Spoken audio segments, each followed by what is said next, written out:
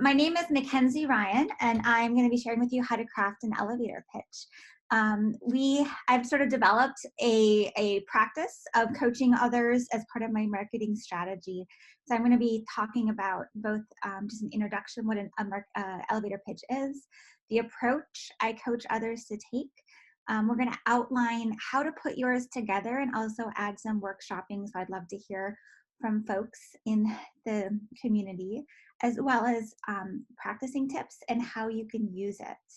So a little about me. My name is Mackenzie Ryan, and we'll be sharing a little bit how to do your elevator pitch today. So this is really at the root.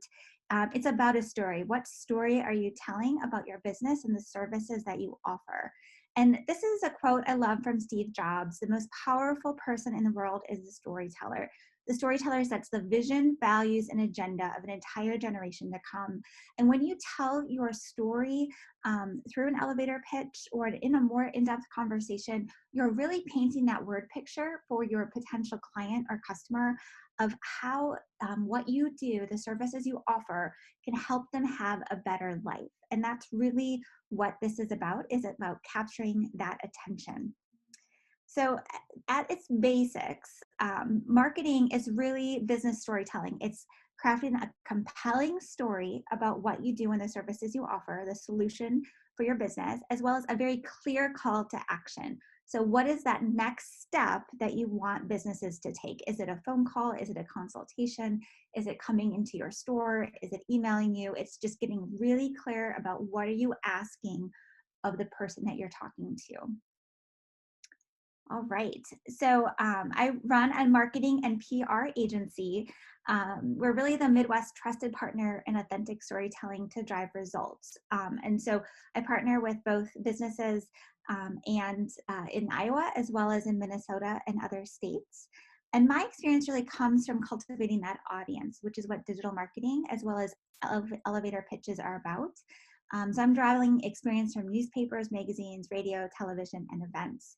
And it's really about setting the strategy of who are you trying to go after as part of a marketing or story, who is your audience, and what are you doing and who are you serving. So if you think about a story from a little kid's perspective, right, you're going to tell a story differently to a two-year-old than you're going to tell a story to a teenager, then you're going to tell a story to an adult. And so it's just getting clear about your audience and crafting your story, your elevator pitch, to suit that audience.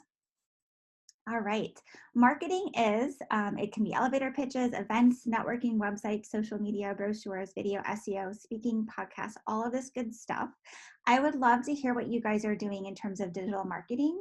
If you want to just add something in the chat real quick, I just love to hear maybe what industry you're in and what you're doing in terms of marketing. Are you still reaching out to people? Are you doing video? Anything like that would be great. So this is about really defining what your story is. So a hero is always your customer in the story. So the hero of the story, if you think about Luke Skywalker with Star Wars, he started as a very weak character. He didn't know what was going on. He didn't know about the powers or the Force or anything like that.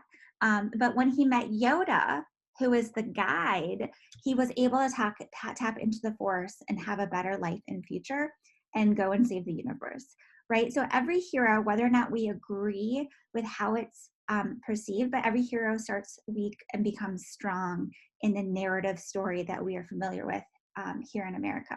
There's always a victim. This is oftentimes collateral damage in your story. So if you think about maybe a divorce attorney who is crafting their story, oftentimes the kids or their finances or those extended relationships are sort of the quote unquote damage that is broken in that conflict. Or is hurt in that conflict. And so in a story, they would be the victim. You never want to have your customer be the victim of your story because nobody likes to be the victim. It's a very weak position and they really don't have a lot of say. They want to be able to tap into the guide, who is you, the business owner, with a proven solution, a plan that works, you know this territory, and you can guide them to that better life. as part of a story, you also always have a villain. And this is oftentimes a philosophical challenge that you're confronting as a business. So for my marketing business, a lot of it is, there's confusion out there. So the villain is confusion or lack of clarity or not being heard, right? Because your business, you have a good product, you have a good service, but you're not being able to connect with your customers. And so as a guide, I craft that solution. So an elevator pitch is really the foundation of modern marketing. It defines your problem, guidance, and solution. And so the idea is that you can use your elevator pitch to do a lot of different filtering with your marketing. So if you write a blog, you can use your elevator pitch to say, is this blog on target with my marketing goals? Am I articulating? Am I writing in a way where I am positioning myself as a guide and I'm talking to my customer who wants to be the hero of this story? And so it's more than just talking out loud, although that's a huge part of your elevator pitch. It's also a wonderful tool to filter your marketing collateral through to say, does this make sense? Does it align with what I'm trying to say and position myself as? So when I teach about elevator pitches, I always say, this is not a script. I think there's a lot of business books out there that say, memorize this and articulate it like you're an actor and you're just like throwing out a line in a play. And I say, that's one way of doing it. And if that works for you, great. I don't want to mess with something that's working. But what I like to do is really memorize an outline, more of a story format. It's going to be easier to remember. It's adaptable to situations, and it's honestly, it's going to feel more authentic because you're allowing the story to change. So unlike a script, which is going to be the same words in the same order every single time, a story is more of an outline. And if you've ever told a story with friends or family, it's often like this. You'll hit your beginning, there's maybe a laugh line that you throw in the middle, and then you have that ending that has that twist. But it comes out differently every single time. So why tell a story? You're 22 times more likely to be remembered with the story. There's all kinds of research that is being put out there about just how our brains are wired for story. And even if you are in a fact-based, data-based business, you're more likely to remember a story of the impact of the data or an impact of the solution than actually the statistic itself. And so I hope everybody has sort of an elevator pitch that they got as part of the PDF. If you don't, I'll give you an email me at the end and I'll send that to you. But really the basics of your elevator pitch is this 3 steps. You want to name the problem that you have. You want to name who you are guiding, what you are guiding through, as well as the solution. And so that's really what the service is that you're offering, as well as painting that brighter picture, that light. So for me, the problem, and this can change with every situation, but I will often say, when somebody asks what I do, I'll say, well, businesses oftentimes leave money on the table and they lose out on opportunities because they aren't articulating themselves well. And so I guide businesses, nonprofits, and personal brands, which are my 3 sort of main audiences that I'm going after, through authentic storytelling, through marketing or digital media, to really help them drive results and move their business forward. And so if you can see how I did that elevator pitch, I have the problem, I have who you guide, and I have the solution. Now this might change based on your audience. And the really cool thing about an elevator pitch is that it's adaptable in this format. So I ran into someone I know the other day, and it was socially distancing approved, I promise. And we struck up a conversation. He had gotten laid off from his gym as a manager, and he is thinking about starting a online personal training program. So we got talking, and he had mentioned, starting this business. And I said, well, you're probably going to start reading, and it can just get overwhelming how much is out there on digital marketing and setting up a website and things like that. So, I work with businesses, and I actually set up a website for a personal trainer recently. So if you need help, just let me know. So I basically completely adapted my elevator pitch to be specific to him. I named the problem, which is that it can just be overwhelming. There's so much stuff out there. And if you're not into this, it can be really hard to know where to start. Who I guided. So I've actually worked with someone who is very much in his industry and I'm familiar with it, which is great. And then I offered the solution. I'd love to help. I kept it short and simple. We moved on with the conversation. And then at the end, he said, I would love to connect. Can I get your email or your Facebook or whatever? And that's one of the important things about this is you're always looking for that next step in the sales process. So if I'm in a more formal setting and I'm talking to someone I know who is a prospective client, I will go through this and then I'll say, when would be a good time to follow up? What is, can we put something on the calendar? Can I get your email address to talk later? The goal is to sell that next meeting. And I want to caution you about this. So I would really caution you from over promising and under delivering. You don't want to promise the world in your elevator pitch. You want to make sure it's true and authentic and doesn't oversell you, because that can work against you in the long run, because your word matters and your reputation matters. So for example, one of the things I have stayed away from is I cannot promise sales. As much as marketing absolutely should lead to sales if done well, and if you have a good product and service offering, I can't guarantee it. It may not happen. And there's all kinds of reasons for this on my end, but also on the client's end if they don't have their sales funnel in place or if they're not executing against the plan. Even if they hired a 100% commission sales professional who only got paid if he made a sale, there is no guarantee that he would actually make a sale. And I've actually read research that shows if you take a product or a service that is not good and you spend a lot of marketing on it, it can fail faster than if you didn't. And so I just want to make sure that I'm saying, we can drive results. We're going to be measuring sales activity, things around the sales process, but I'm never going to promise sales. So just be careful and cautious of that point. And so the best stories are practice. So I would really recommend workshopping your stories through this. So I want to read a comment here real quick. I want to make this as interactive as possible. Score says, I talk to a lot of small business and very new businesses that need help with digital marketing and marketing in general. So you don't have much money. I'm wondering if you could estimate how much they should be spending on marketing. Absolutely. So the Small Business Administration recommends that 7 to 8% of revenue, which is what you are hoping to earn for the year, would be spent on marketing if your business is earning less than $5 million a year. There's some other parameters around that.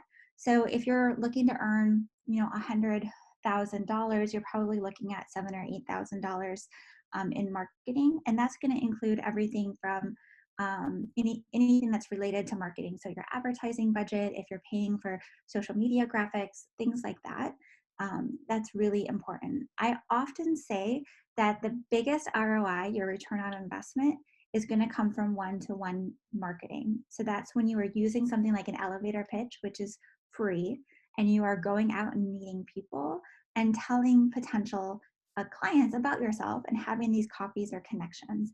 Now, I know that is sort of stilted with our community with the coronavirus and the social media guideline, or the social distancing guidelines, but I would really encourage them to try and make authentic connections when possible. So it's, emailing someone who is a sort of that might be interested, and maybe just saying, hey, I'd love to get a cup of coffee and learn more about your business. During that conversation, you're not selling, but during that conversation, that learning conversation, you might just mention and use this elevator pitch in order to get a second conversation. The second conversation is when you're going to ask more questions specific to your business and your solution. So that's probably the lowest cost way to try and generate marketing, is through that networking. And then as you do more, you can do more on Facebook and social media and Google AdWords. So one of the things I offer is just sort of like a low cost strategy session for folks, just to see that, what would actually make sense, because there are a lot of options and you want to make sure it works with them and their budget. I hope that answers your question, Score. That's a really good question and one I get a lot. All right.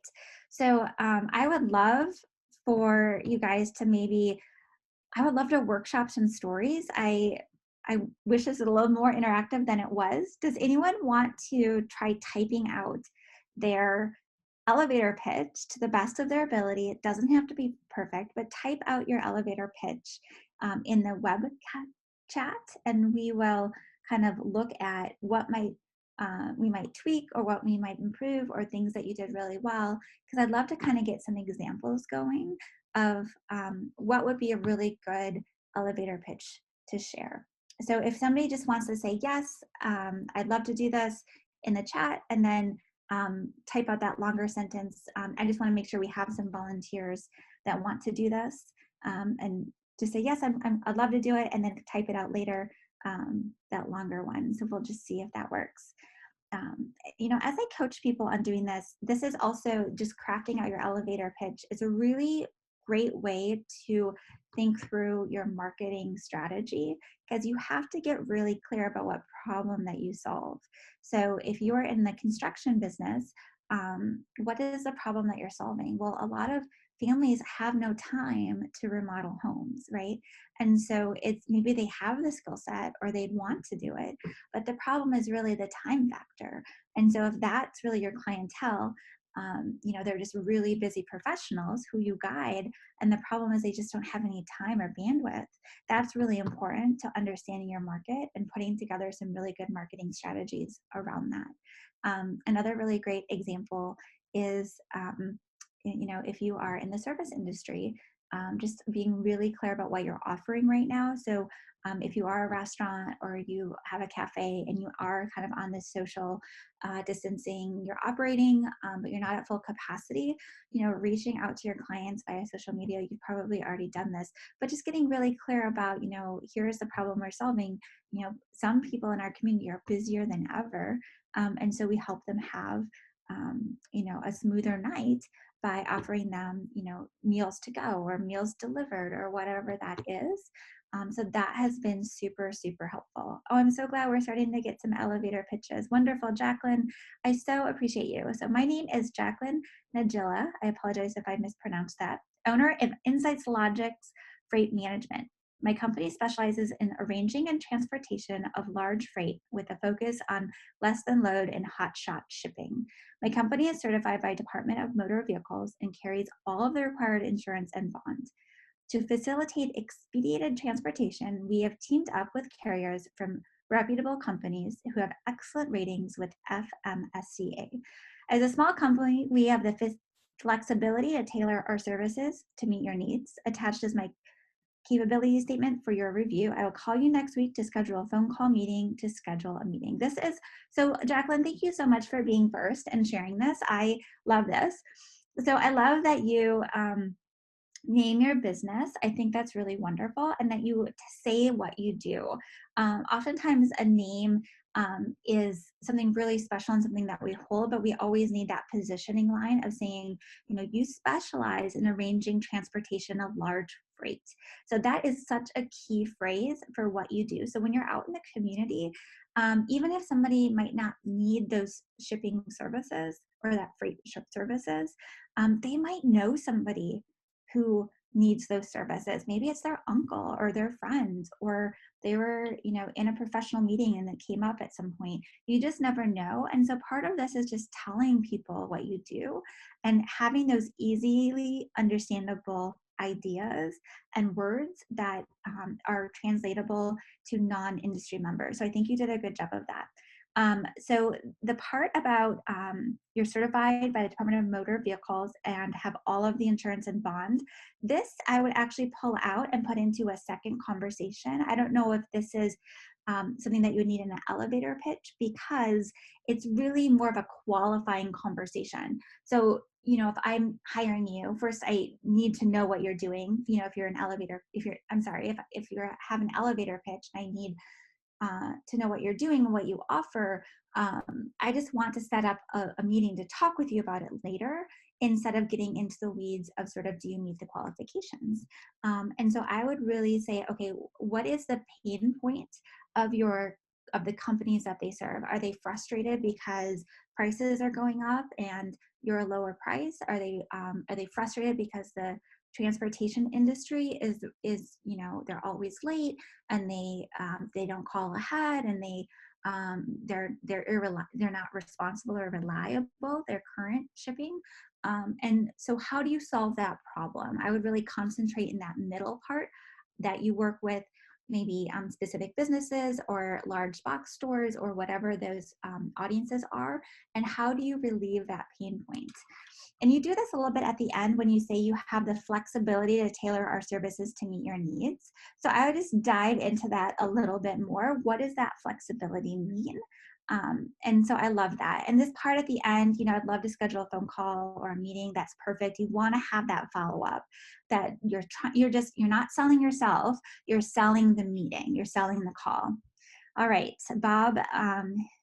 Whoops. Bob says, we help people take the frustration of day-to-day business processes. We help them save time by providing tools which are very easy to use and affordable. So I love this. And what I love about this is that you're saying that you're hitting that pain point. Like, there are day-to-day frustrations with the business process. I would even go farther and saying, naming some of the things that you do. Is it HR that you specialize in? Is it bookkeeping? Is it systems management, software? Some of those specialties that you have, so people have a better sense of what that looks like tangibly. And I love some of these solutions. You save time, you provide tools that are very easy to use and affordable. So I really like that. It's not saying too much, but just enough to really pitch that next step in the process. And the best elevator pitches, they're done in an elevator. You have 2 or 3 minutes, and you say, can I follow up next week with you? When would be a good time to have that call? Perfect. I love that. Melanie, so you say, are you looking to grow your business and expand your realm of influence? Oh, good question to open with.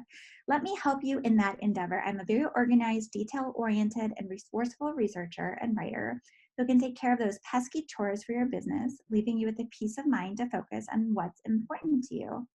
Oh, I love this. So I like that I can tell you're a writer, Melanie, because you opened with that hook, which is that question. So right away,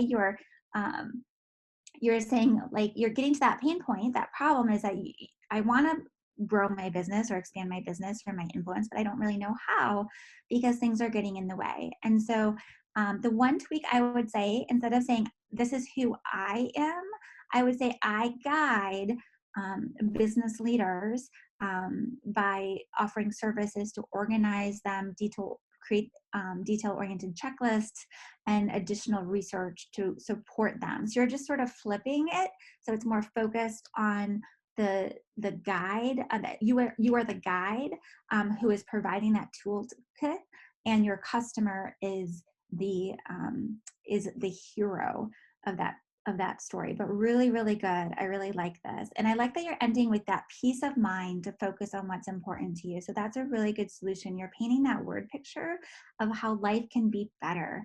I just really like that. Share with all panelists. It says that all panelists are seeing it, so I apologize. Let me see if I can move the screen. Let's see here. Share with all panelists and attendees. Oh, here we go. I hope you guys can see this. I apologize. On the right. All right.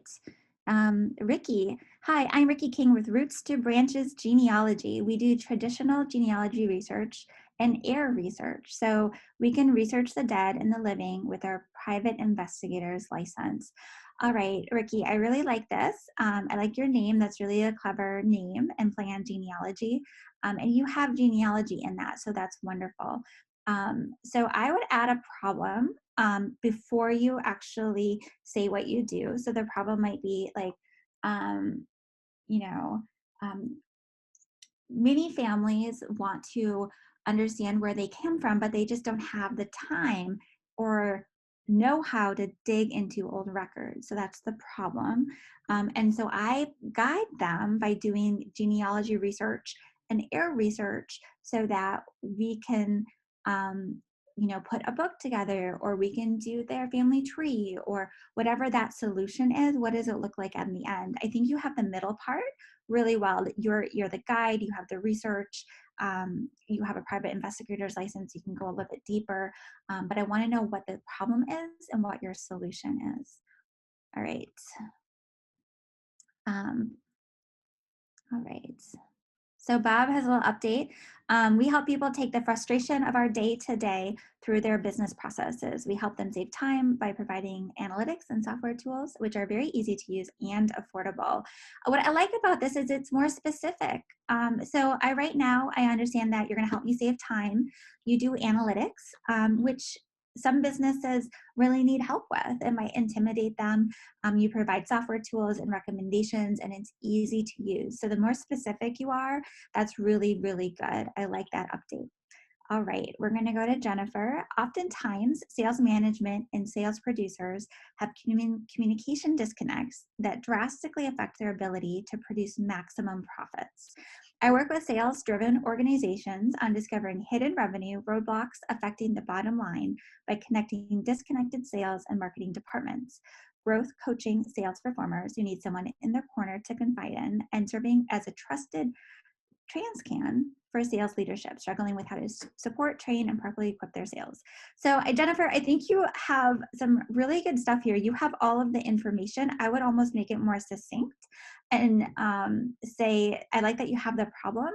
I would just make it a little bit shorter and more concise. And so you might just say, um, what is, instead of saying sales management and sales producers, what is sort of the universal problem that both of those individuals in a company would have, and sort of combining them into one. And then here's what you guide the sales driven organizations on discovering hidden revenue roadblocks affecting the bottom line. That's great. That's really great. And then at the end, um, I would really paint a word picture about what does that mean? Are they going to have more effective sales? Are they going to be more confident in their sales pitches? And then this word trusted transcan, I don't know what that means. And so if you were having this elevator pitch, if you're talking to someone who knows what that means, absolutely keep it in. It shows that you know the industry. But if you don't, if you're talking to someone in the general public like me, I would maybe use a more friendly phrase that's not as jargony. All right, so I'm going to do one more and then we're going to kind of proceed with the presentation. So Sydney, at Invictus Media, we help share your business stories with the rest of the world. We do this through creative storytelling. Through video marketing, we are able to cut through the noise of the digital space with video business card. I am familiar with Invictus Media, and Jen does an amazing job with video. So just shout out to Invictus. If you need videos, please connect with them. And I really like this. So I would just kind of enforce what the problem is a little bit more. So you do amazing video work. So the problem might be like mine, that businesses have a hard time showcasing, the amazing work that they're doing. Or, a very specific problem might be SEO. So, businesses are having a harder and harder time cutting through the noise, and a video can help improve rankings in your Google search.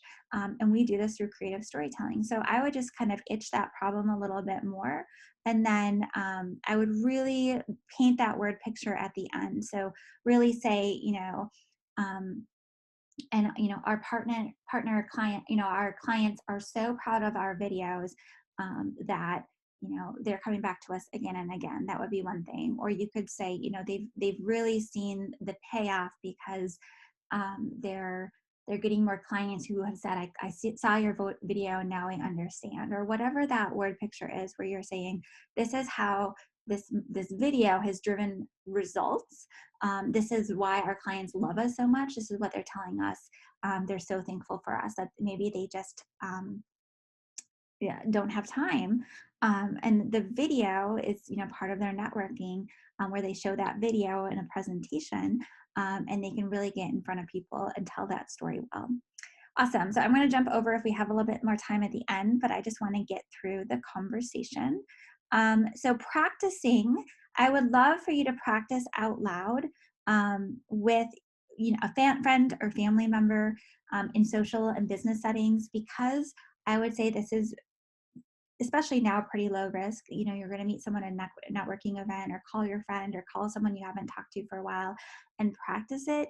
The more you say it out loud, you're going to hear your words and you're going to want to adjust. And so when I was coaching the Des Moines Storytellers Project, you could tell who practiced in their head and who practiced literally out loud in front of a mirror, in front of their dog, whoever.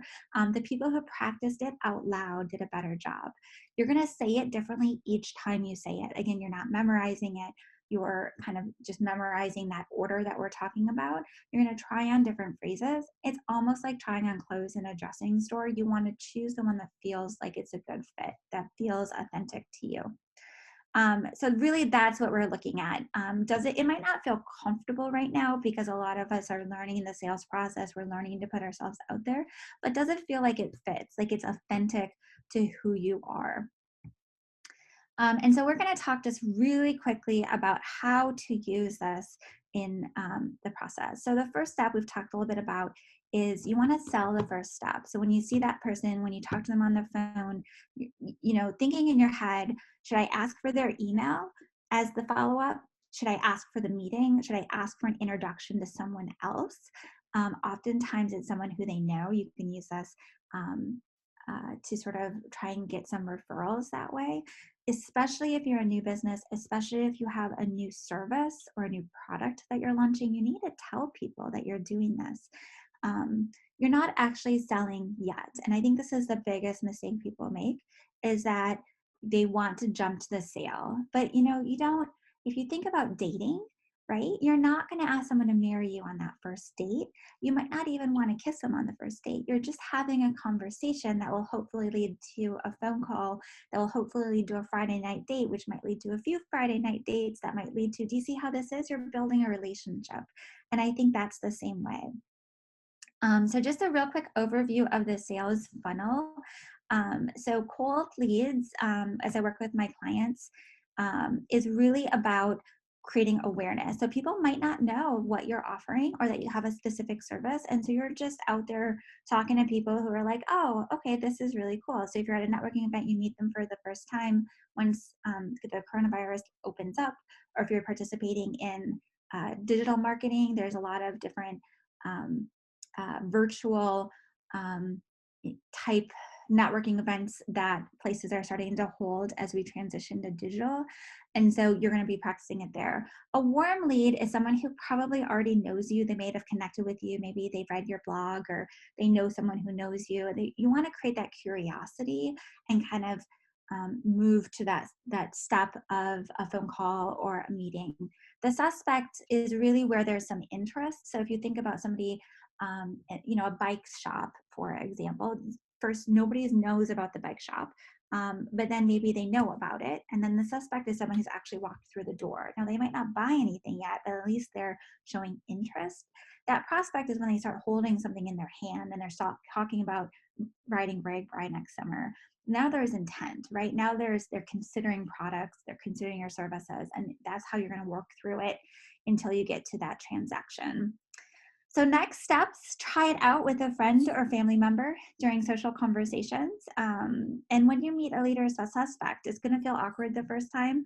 You're going to get better the more you practice. And I would really suggest that you start practicing one, just so people know about your services. And I also want to say that you can go to this website. This is my website. We're offering a digital transformation checklist. I'm going to put this in the chat. You can type in your email and get this downloaded. And it's just a free guide that we put together. If you are having to transformation to digital services, or digital networking or anything like that, this will just give you a checklist, sort of 3 bullet points of what we're recommending to our clients as they move from traditional to digital services. We just really wanted to help you not only with the elevator pitch in this session, but also with the transition because of the coronavirus. So you can find that there. And I also want to offer just a free consultation for anyone who would like just to talk about digital media or connections. I know there's a lot of confusion and it can be overwhelming right now, but there are some simple things you can do to help you transition in this marketplace.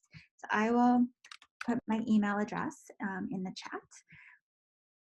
All right, more questions. Do you guys have any questions to ask? Otherwise, I just would love to talk more about your elevator pitches as we go through. So I want to, as I wait for those questions to pop up, I'm just going to talk through Bobby's. Hi, Bobby. Her elevator pitch is just right above mine. Are you ready to give women and men in your organization a chance to take part in a life-changing paradigm experience? The good news I'd like to share with you today is that we are still planning to hold the Women Lead Change Central Iowa Conference this fall on October 20th through 29th. At this time, it will be an in-person event as in past years. Some of you may know that we pivoted successfully to an in-person to a virtual conference this past week. Awesome. The reviews are in, and we have heard from our audience and speakers that it was a great experience for everyone. We hope you don't have to make a digital transition like this again, but we know we can do it. So I love this as an elevator pitch. You're spreading the word, and you're kind of painting that picture of what it is you're doing and what you're offering, and you're providing a lot of clarity in terms of an elevator pitch. And I'm assuming that this is, although it might just be an announcement. If it was an elevator pitch, I would suggest kind of scratching that itch a little bit more. So, are you feeling frustrated or stuck with where you are in your career? The good news is that we're still holding the Women Lead Change Central Iowa Conference. Give us some details. We're ready to go for a live event, but we're going to shift to digital if needed. So, get your tickets today, and then you're going to end with that word picture. It's life-changing. It's paradigm experience. It's a paradigm shifting experience. You'll leave inspired, ready to tackle, the challenges, ready to launch your new business, to take your next step. Whatever that word picture is going to be really awesome. Score, I think that this will be a recording that will be online, absolutely. I think it's going to be posted at the Iowa Center for Economic Business Success. So I think this is, I would double check with Zach, but I think the answer is yes. All right, Mary Ann, we're just going to go up the chain here with your elevator pitch, and just Zach, cut me off when we're ready to go. Just give me a little warning. She says, my company, Primary Source, sells promotional products, awards, and corporate apparel. I always like to start with a question or statement that piques interest. How do you keep your company's name and service top of mind to your potential customers? Business gifts tastefully decorated with your logo and info will be in front of them every day. And what is my company, Primary Source, can do for you? From trade show marketing tools to direct mail and referral gifts, potential customers will be reminded of you. I'm Mary Ann Kennedy with Primary Source, and I'd be happy to meet with you to discuss how you can get noticed. Awesome. So I really like this. I think that you kind of start with a question. I would just kind of make it into a problem. Like, are you frustrated with trying to stand out with the competition, or be top of mind with your customers? Well, a business gift that's tastefully decorated with your logo can be the solution. And we're here to guide you on what really is the best choice for your business. And then you can talk about some of that success at the end, of how you've really helped business. I would really focus in on your clients, your customers, and what are they saying about why they keep coming back to you, right? What are the things that they're saying, like, this is really working, our clients love it, they comment it all the time. It's great. All right. Jennifer Simpson, oftentimes sales management and sales producers. Oh, we already did this one. That is all of them. Well, that is really, really exciting. So I think we are at 40 or so minutes. I think that's how long we're supposed to go. Let me kind of go back to, I think I stopped sharing. that is my presentation. So I just want to thank you all for coming. And I didn't know if the um, the Iowa Center wanted to jump in or say anything, but I would just love to connect with you. Go to my website. I hopefully you can download the free PDF we put together for you guys. Practice your elevator pitch. Use it as a marketing filtering tool. Don't be afraid of scratching that pain point a little bit now, because it is frustrating. It is to not be heard, or it is frustrating to not know how to improve something. And I think acknowledging that frustration exists with your clients before you provide the solution is going to help you really, you know, share your story, your business really well. All right. Well, thank you guys all. I so appreciate you coming. If you have any questions or follow-ups, feel free to email me, and we will go from there. Oh, that's a great idea. That's a great idea. So if you want to just put your name down, take some emails down, email them, set up a Zoom meeting, a Facebook Live meeting, a Skype meeting, and practice your elevator pitch with each other. That is such a wonderful idea, and what a great takeaway. I just love that. And as you guys are networking, think too about who could you refer someone to. So, you know, Georgia offers consulting and strategies. Jennifer Catherine King offers video services. If you guys connect, practice your elevator pitches with each other, but also think, who do I know that might need video? Who do I know that might need consulting? This is a really great way not only to practice your pitch, but also to help make those really valuable connections for each other. I found that to be really, really wonderful and helpful, because you just never know how thankful someone might be for that introduction. Well, thank you guys so much. Something that really struck me in the middle of her speech was the importance of saying things out loud. As someone who doesn't, in the past, certainly has not felt super comfortable speaking in front of large groups, it really is very important, so important to first write down what you want to say and then say it out loud, even if it's just in front of the mirror. You're going to sound a whole lot polished after you've done that a couple times. I want to thank Mackenzie. I'm so sorry that she probably still can't hear me at the moment, but we've had so many great volunteers over the last few weeks, and we have quite a few more lined up in the weeks to come. So please continue checking back with us for new education events hosted by the Iowa Center and the Women's Business Center. Please continue to check out our COVID resources on our website, our Facebook, Iowa Small Business Resources and Support group, and our Instagram handle. We are all, as we've said a couple times now, learning new routines and skills and tools, and we want to make sure that we are helping everyone with the resources and the knowledge that they need. So please reach out to us with whatever you need. Please schedule some one-on-one coaching whenever you need it. And with that, I will say thank you once again, and we hope to see you at the next one.